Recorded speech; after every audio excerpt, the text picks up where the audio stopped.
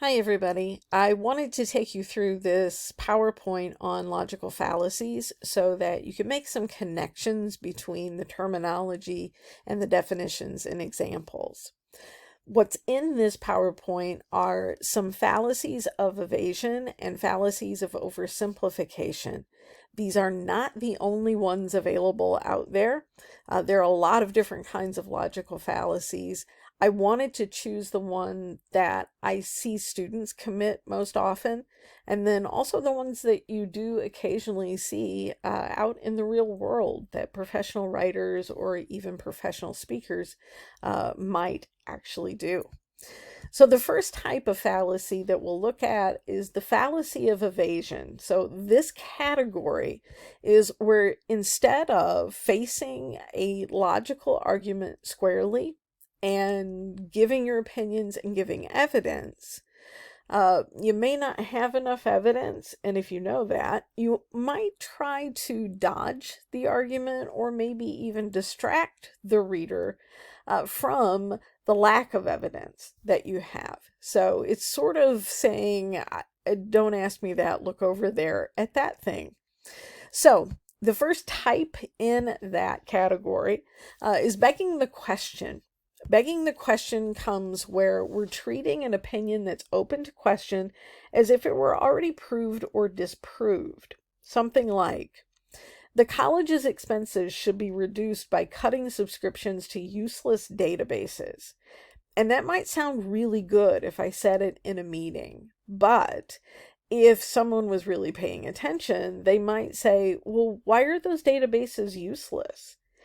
If I have evidence to back that up, now would be the time to present that. But if I didn't have evidence and I just wanted us to get rid of the databases, I might beg the question in order to hopefully slip that by everyone. So think of it in terms of it's a question that's begging to be answered. Another type is a non-sequitur. This is a Latin phrase, literally means it does not follow. And that means that there are no logical relations that exist between two or more connected ideas. Mike Bloomberg has my vote for president because he has the best quality ad campaign. It's a non sequitur because while the majority of presidential candidates have ad campaigns, we also know that that ad campaign is not what would make that person a good president or a bad president. So I'm not looking at connected ideas. If I said instead, Mike Bloomberg has my vote because he has a terrific economic plan, that would be okay. Then I would give the evidence of why I think that plan would work. But this is really just asking the reader to kind of make that connection without any evidence at all. A red herring is maybe my favorite type of fallacy. This is an irrelevant issue intended to distract readers from relevant ones by throwing them off the trail. This is literally, hey, look over there at that thing. So, NFL players should not be allowed to kneel during the national anthem because they are disrespecting American troops. That might be something you've heard. Although if you go all the way back to when Colin Kaepernick first took a knee, he was saying essentially, I'm going to keep doing this until there is racial equality. So it had nothing to do with the troops. But if I'm someone who maybe doesn't want to argue the issue of racial equality, I might bring up the troops because that's guaranteed to make people pay attention. And if they think troops are being disrespected, it'll make them mad. So in this case, I'm throwing people off the trail so that I don't have to talk about the issue at hand. Another example here is doing something where you're trying to derail an argument. So it's morally wrong to cheat on your spouse. Why would you have done that? Ken answers, well, what is morality exactly? Mike says, well, it's a code of conduct. And Ken says, but who creates this code?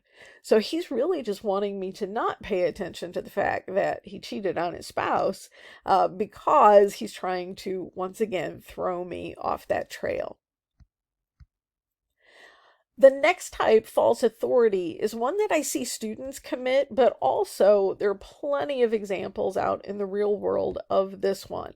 So this is citing as an expert someone whose expertise is doubtful or non-existent. For example, according to Helen Leibowitz, the FDA has approved 60 dangerous drugs in the last 2 years. And that might sound like I know what I'm saying, except who the heck is Helen Leibowitz? If it is someone who you know your audience is not going to recognize by name, then you want to put in the information that would show that this person is an expert and that expertise is on the subject you're writing about. Another type of false authority, this is just in reference to a few years ago when Nancy Grace, who used to be on CNN, I think, she got really hung up on the Casey Anthony case. So every night was about that case. And she talked to a lot of law enforcement personnel. She talked to a lot of medical examiners. In one case, a guy named Dr. Perper. And Dr. Perper was a very renowned medical examiner, very respected in his field. However, he was not the examiner on that specific case. So it wasn't that he didn't have expertise, it was just that he hadn't seen any of the evidence, so he could only speculate. And that makes him, in that case, false authority. Then we've got argument ad populum. Argument ad populum is asking a reader to accept a conclusion based on shared values, maybe sometimes even prejudices, and absolutely nothing else. So no evidence in that. Any truly patriotic American will support the president's actions. Well, if I just whoa, excuse me. If I just look at it in terms of, I think you're not patriotic if you disagree with the president, that's argument ad populum, because obviously I could look at the economic plan and not like it, but that doesn't mean that I hate my country. It just means I don't like that economic plan. Also, no person in his right mind would take the word of a Canadian as the truth. And in this case, you're looking at prejudice. So substitute anything in for Canadians in this, and you'll have something that you probably do hear from time to time. But once again, that is really just based on shared values and prejudices, not on any kind of evidence. An argument ad hominem. This is attacking the real or imagined negative qualities of the people who hold that opposing view instead of actually attacking the issue. So, the researcher who's discovered the cure for cancer is a communist. I don't think we should extend her the courtesy of listening to her findings. Don't know about you. If someone has come up with a cure for cancer, I don't care what their politics are. I would really like to see how the cure is going to work out. So this might be a real quality, a communist, and it might be something that you see as negative, but it doesn't have anything to do with the issue at hand. Same thing with, I cannot vote for the Senate candidate because he has been divorced. Once again, that might be a real quality if we know he's been through a divorce, but it's also attacking him not on the issue, but on his qualities as a person. So in politics, this is one that everybody likes to use, no matter what side of the debates they're on. And it's also something that I do occasionally see students doing if they're really just picking on a person or researcher and not looking at the issue itself. And the next batch are fallacies of oversimplification, which you can watch in the next installment.